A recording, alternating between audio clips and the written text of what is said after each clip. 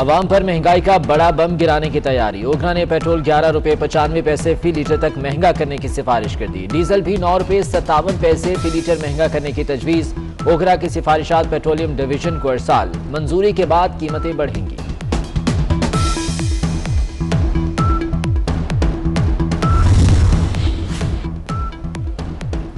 महंगाई की non stop उड़ान। घी के बाद ऑयल भी 29 रुपए लीटर महंगा, 296 रुपए लीटर फरोख्त होने लगा। 5 किलो बैग 1335 से बढ़ाकर 1480 रुपए कर दिया गया।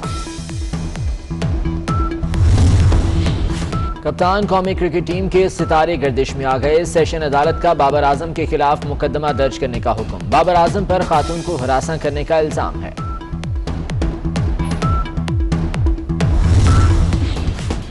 पाकिस्तान क्रिकेट बोर्ड के दो बड़े आमने सामने। चेयरमैन पीसीबी एहसान मानी और चीफ एग्जीक्यूटिव वसीम खान भी आपस में आमने सामने आ गए। वसीम खान को छोटे कामों के लिए भी चेयरमैन की इजाजत लेना मंजूर नहीं। इख्तिलाफात की वजह से ग्रास रूट क्रिकेट पर काम नहीं हो पा रहा।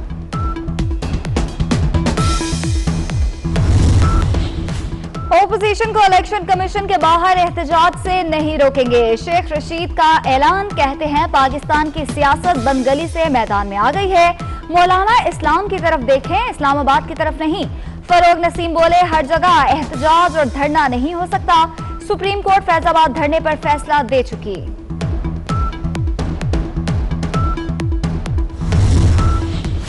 नदीम अफजल चंद का किसी सूरत इस्तीफा वापस न लेने का फैसला। सरकारी गाड़ी और दफ्तर भी वापस। विफाकी वज़रा का वज़ीर आज़म को नदीम अफजल चंद का इस्तीफा मंजूर न करने का मशवरा।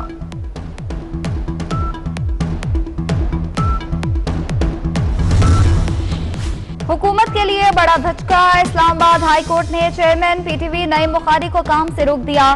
चीफ जस्टिस अतर मिनल्ला ने वजारत इत्तलात के वकील से पूछा, उम्र की हद में मुस्तस्ना करार देने की मंजूरी किधर है? आपने सुप्रीम कोर्ट का फैसला पढ़े बगैर समरी विफाकी काबीना को भेज दी। अदालत ने तयनाती पर नजरसानी के लिए मामला विफाकी काबीना को भेज दिया।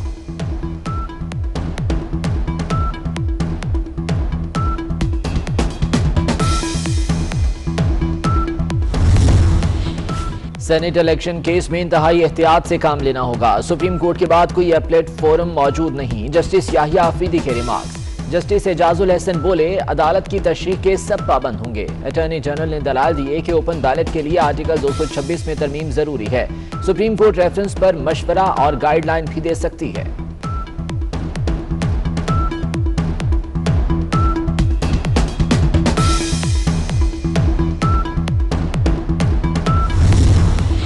इस्लामाबाद हाईकोर्ट नाअहली केस में फैसल वावदा पर बरहम। विफाकी वजीर जवाब जमा कराने से क्यों शर्मा रहे हैं? जवाब जमा कराने के लिए 8 फरवरी तक आखिरी मौका। फैसल वावदा ने झूठा बयान कैसे दिया? अमरीकी शहरियत ली तो पाकिस्तानी शहरियत सरेंडर हो जाती है। इलेक्शन कमीशन को यह मामला खुद ही देख लेना चाहिए था। जस्टिस आमिर फारूक के रिमार्क्स।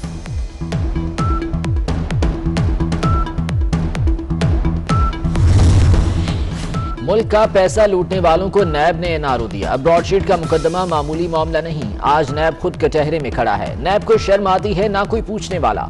शाहिद खाकान अब्बासी के एहतसाब अदालत के बाहर मीडिया से गुफ्तगू। कहते हैं, नवाज शरीफ के साथ इंसाफ होता तो आज चेयरमैन नैब कचहरे में होते।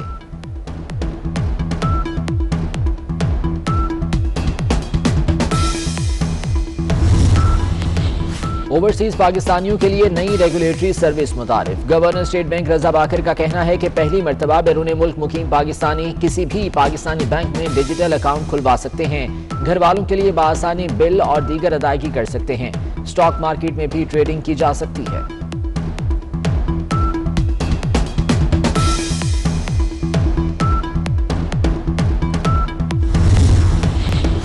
लाहौर हाईकोर्ट में तालीमी इदारे 18 जनवरी को खोलने का फैसला चैलेंज। कोरोना की दूसरी लहर ज्यादा खतरनाक है, मगर कोई खास तैयारी नहीं की गई। तालीमी इदारों में एसओपीज का ख्याल नहीं रखा जाता।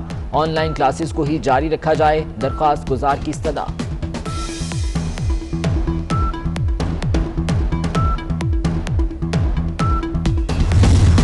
अमरीकी ऐवान नुमाइंदगान ने दूसरी बार ट्रंप के मुआवजे की मंजूरी दे दी। 10 रिपब्लिकन अरकान ने भी ट्रंप के मुआवजे की हिमायत कर दी।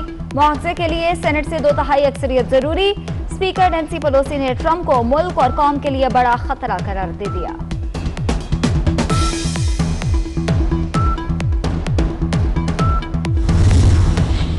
नौ मुंतखब अमरीकी सदर जो बाइडन 20 जनवरी को हल्फ उठाएंगे। कैपिटल हिल के अंदर और बाहर नेशनल गार्ड्स की बड़ी तादाद तैनात। वॉशिंगटन की सड़कों पर भी एहलकार मौजूद।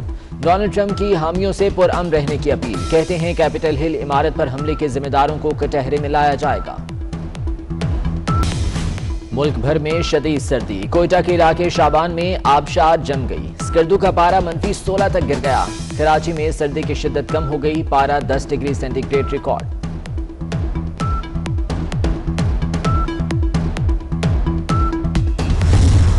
पाक सरजमीन शादबाद के खालिक अबुल असर हफीज जालंधरी का 121वां यौम पैदाइश।